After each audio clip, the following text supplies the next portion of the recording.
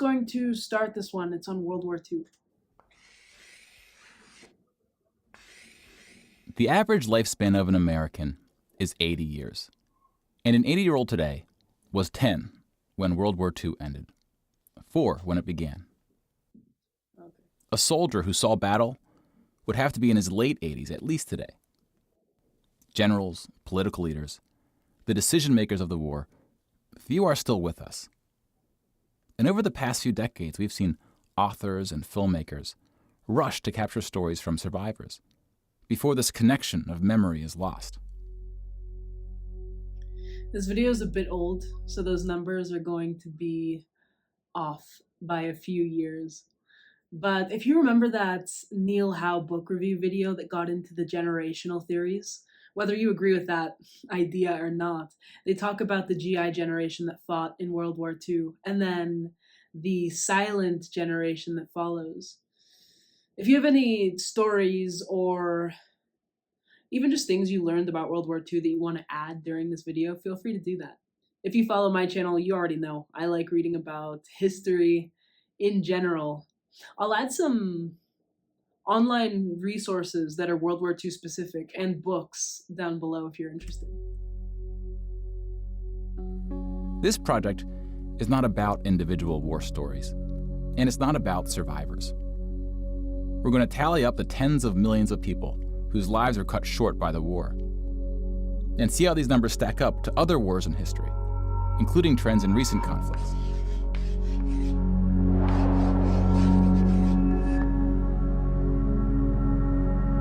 We'll be counting soldiers and civilians separately.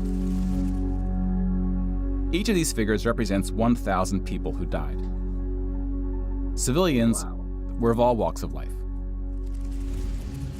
whereas military deaths were almost entirely men. The average age was about 23. In most battles, for every 1,000 soldiers killed, there are more than 1,000 who were injured. The word casualty can be confusing because in military speak, it often includes both deaths and injuries, and anything else that takes a soldier out of service. Here, we're just counting the deaths, and we'll begin with American soldiers.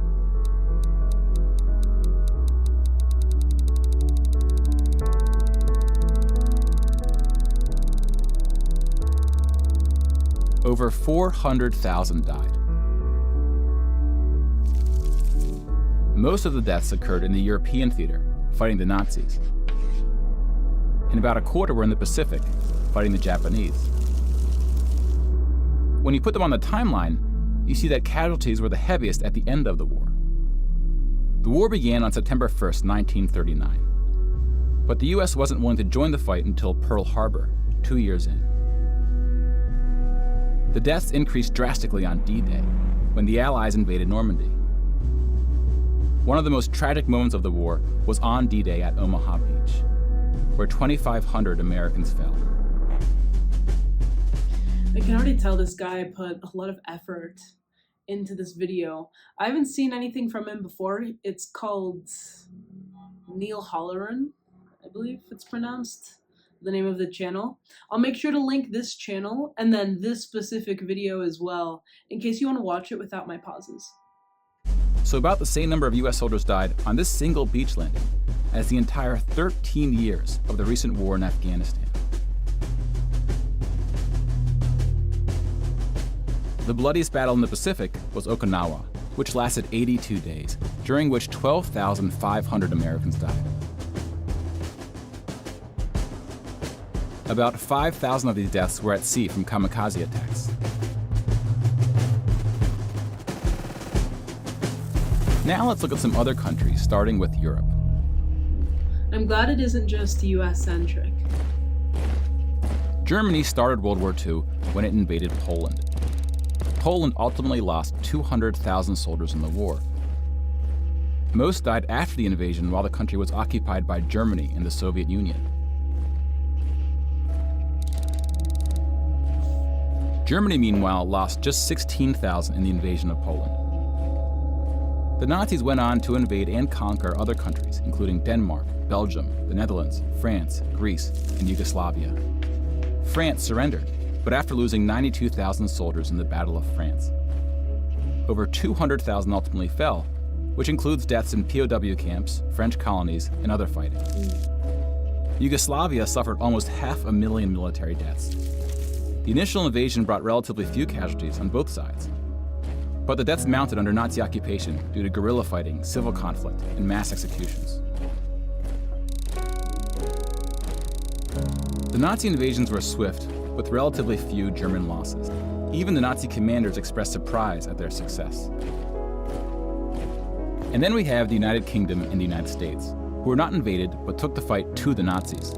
Britain lost about the same number of soldiers as the US, which includes the British colonies. Germany lost about 500,000 soldiers fighting the US and Britain in what is known as the Western Front, which took place in France and Belgium.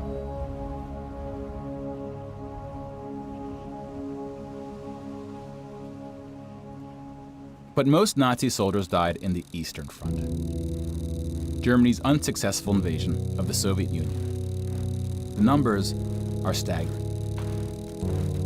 The most famous battle of the Eastern Front, and perhaps the turning point of the European war, was Stalingrad. The German Sixth Army successfully took Stalingrad, but then got surrounded by the Soviets and cut off from food and ammunition.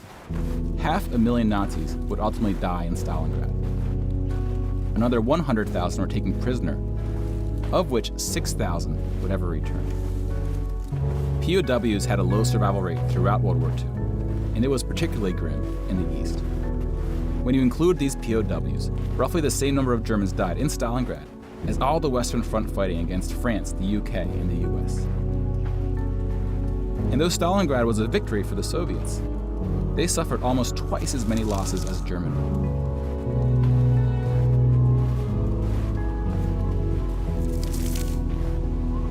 The Soviet Union would eventually defeat the once unstoppable German army, killing 2.3 million Nazi soldiers. It's curious that he called them German soldiers and then switched. That takes me back to it must have been junior year history class debate. Because generally we refer to soldiers as the nationality of the country that they're fighting for, not the ideology of the regime in charge at the time. This is a bit of a tangent. Not even World War II specific, essentially, because we've seen examples of this in other wars. But imagine that you're joining the military during peacetime, and then some years later, there's a regime change, and your country is thrust into this war that you don't agree with ideologically. But you know that deserting your post is punishable by law, or in the case of World War II Germany, in many instances by death. So you fight. And he said the average age of soldiers who died were 23 years old. So these are young men who have families, who are part of families. Or imagine you're drafted or conscripted into a war that you don't agree with ideologically. World War II, Germany had foreign conscripts, and they had a draft. So it's been argued that some soldiers fighting for Germany would have done so regardless of the regime and weren't necessarily Nazis, although many were. And that doesn't take away anything from the choices that people made and things that happen, because it's very sad and horrible. And atrocities were committed any way you look at it. I'm going to have to find some resources on that, and I'll link them for you in the description. There's also this History Channel documentary that got into how many German soldiers were killed due to desertion and insubordination. Or better, I know I've already recommended this book before, but if you haven't read Rise and Fall of the Third Reich by William Shearer, he gets into how some of the older soldiers fighting for Germany who weren't fed military propaganda their whole careers had a mixed bag of beliefs, not all of which were aligned with the regime. That's a really good book that gets into the slow progression of how Germany ended up where it did during the war. It's a really long book, though. The audiobook alone is 30 hours, but well worth it if you haven't read it. But winning the war came at a cost.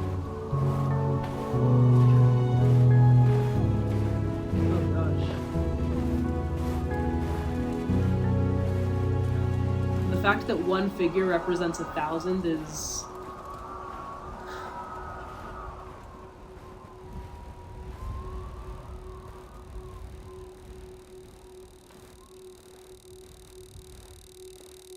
wow.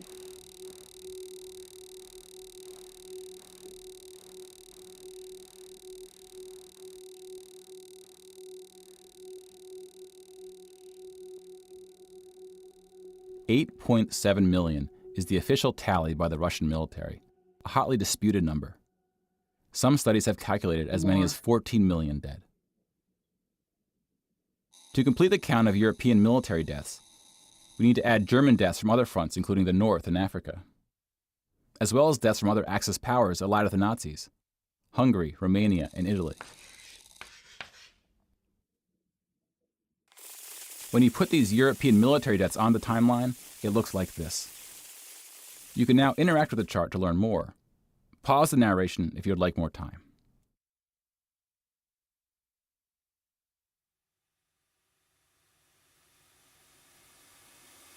And now we switch to civilian deaths in Europe.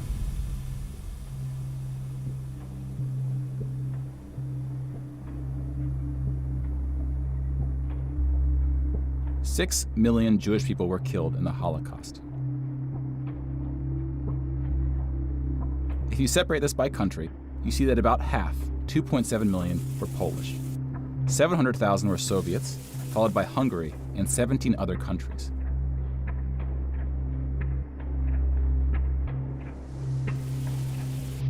Broken down another way, about half of the 6 million were killed in the concentration camps.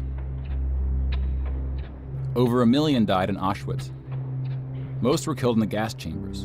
Others died from starvation, exhaustion, disease, and other forms of execution. The second most deadly camp was Treblinka, which was exclusively an extermination camp, set up to look like a train station. Mobile killing groups killed 1.4 million Jews.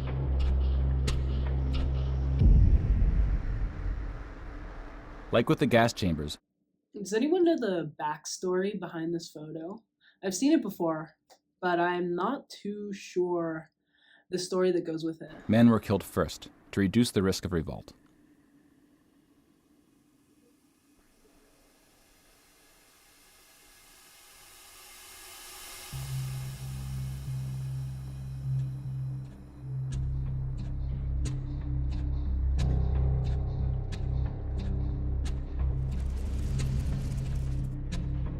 The Holocaust also includes non-Jewish deaths. Between 130,000 to 500,000 Roma, then called Gypsies, were killed. The numbers are disputed.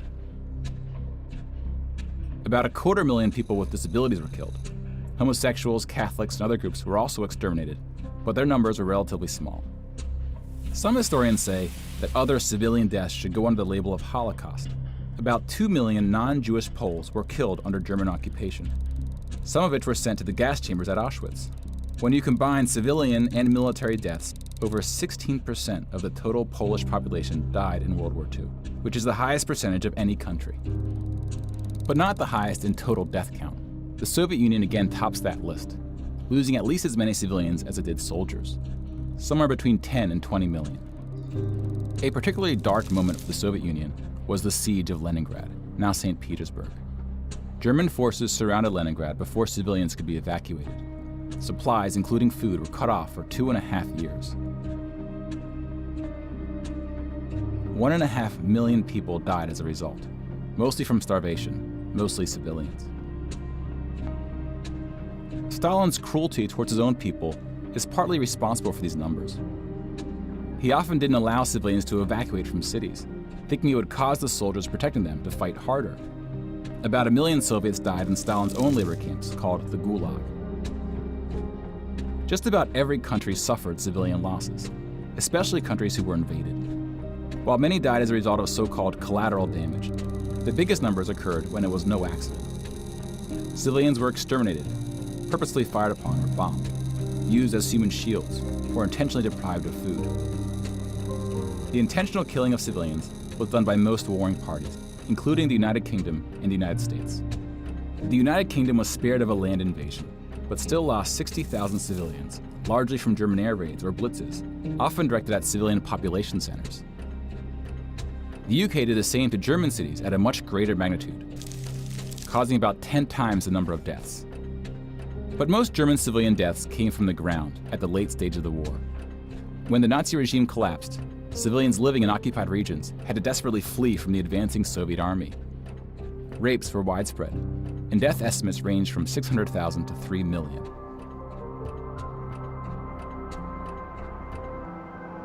That's a wide range. Let's step back and see where we are with the totals. We just counted about 20 million civilian deaths in Europe. If you add this to the European military deaths we already covered, it brings us to over 40 million. Then we have the Asian theater.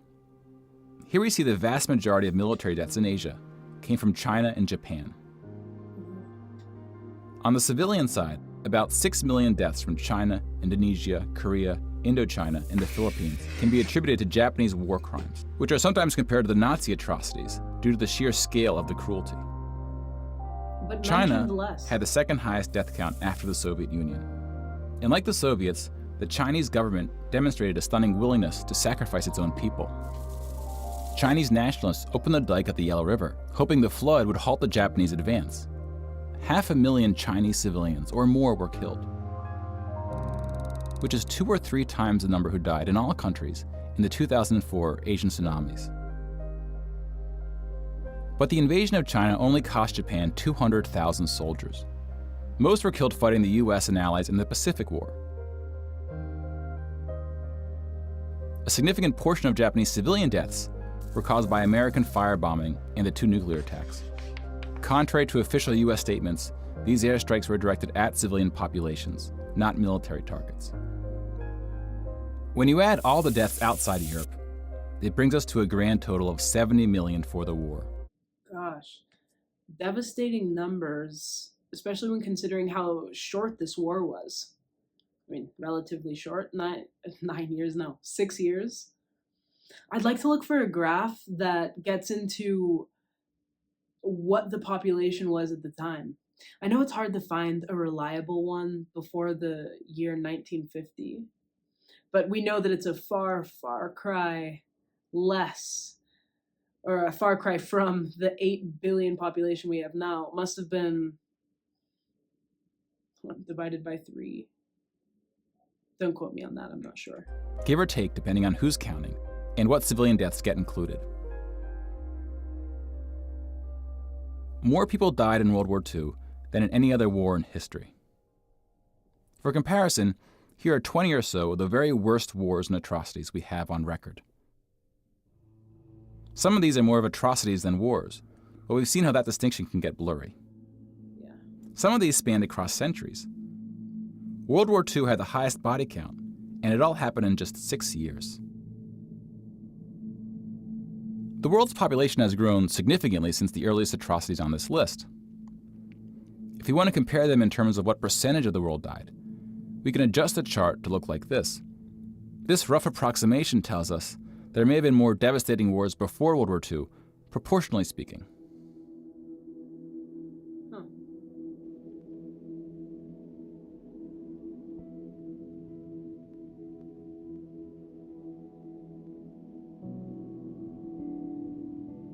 When we turn to post-war conflicts, it's hard to say anything that isn't controversial. But the data... I think when speaking about almost any subject of history, it's hard to say something that isn't controversial. You just have to look at a comment section under a history video and you'll find people arguing.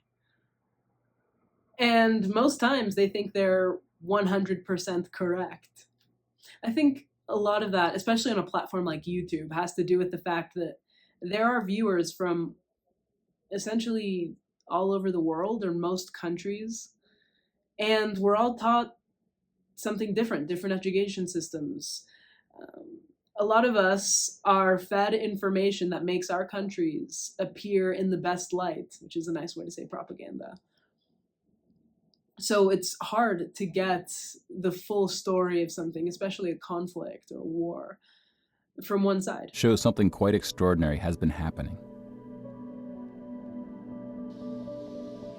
In 1989, John Gaddis coined the phrase the long peace to identify the absence of conflict between the nuclear powers during the Cold War. 25 years later, the Cold War is over, and the term is still being used, although its meaning may have shifted. European countries have not fought each other, except for this 10-day war in 1956 when the Soviet Union invaded Hungary. So I think I mentioned before, the video is 6 years old, just for context on that part.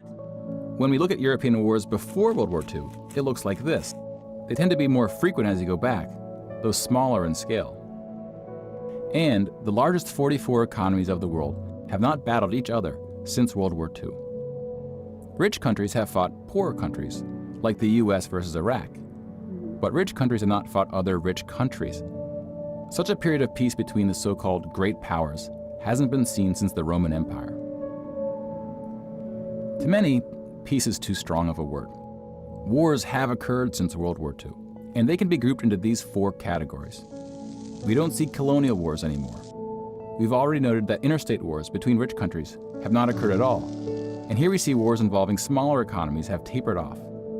That leaves civil wars of 2 types, with and without foreign intervention. And this is what these battle deaths look like alongside of World War II. More people died fighting in World War II than in all the wars since. And again, we can't forget about world population, which has almost tripled since World War II. If we scale these numbers to show deaths in proportion to world population, showing the likelihood that a person on Earth dies in battle, the downward trend becomes even more pronounced. Now, this isn't to infer anything about why this trend is occurring. That's a discussion for another day. You can now interact with this chart to explore what conflicts are behind the totals. Now, bear in mind, we're just looking at battle deaths here, not civilian deaths, but those too are in decline. That's good. Peace is a difficult thing to measure. It's a bit like counting the people who didn't die in wars that never happened. We give such importance to the word peace, but we don't tend to notice it when it occurs or report on it. Sometimes it takes reminding ourselves of how terrible war once was to see the peace that has been growing around us. Of course, this trend may not continue, and it's not clear how looking at these charts can help us make the right decisions to ensure that it does. But the longer the long peace grows, the more significant it becomes. So if watching the news doesn't make us feel hopeful about where things are heading, watching the numbers might.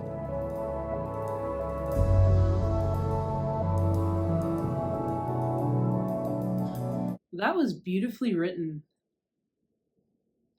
Okay, very sad video, very sobering video. Especially for something that was so data-driven as well. Some countries weren't mentioned. If you want to add information about that, feel free to do so down below. Still trying to collect what I think about this one. For a literary recommendation or recommendations, in the past, we've looked at other World War II related videos, and I've recommended books under those. So I'm going to compile all of them for you. Hiroshima is a pretty good book. Rise and Fall of the Third Reich that I mentioned before. I'm going to add historical nonfiction and historical fiction for those of you interested. And I took this course once, I think it was called Class Central, the platform. They had a World War II specific course, and it's free. So I'm going to look for that. If it's still up, you're going to find it linked in the description. Open Yale and the Open MIT courses, as far as I know, don't have World War II specific classes, but they both have history related classes. The Yale class on financial markets intersects with history. So I'll make sure to add that platform. Both of them are free. You can start whenever you want, and there's no obligation to finish or anything like that.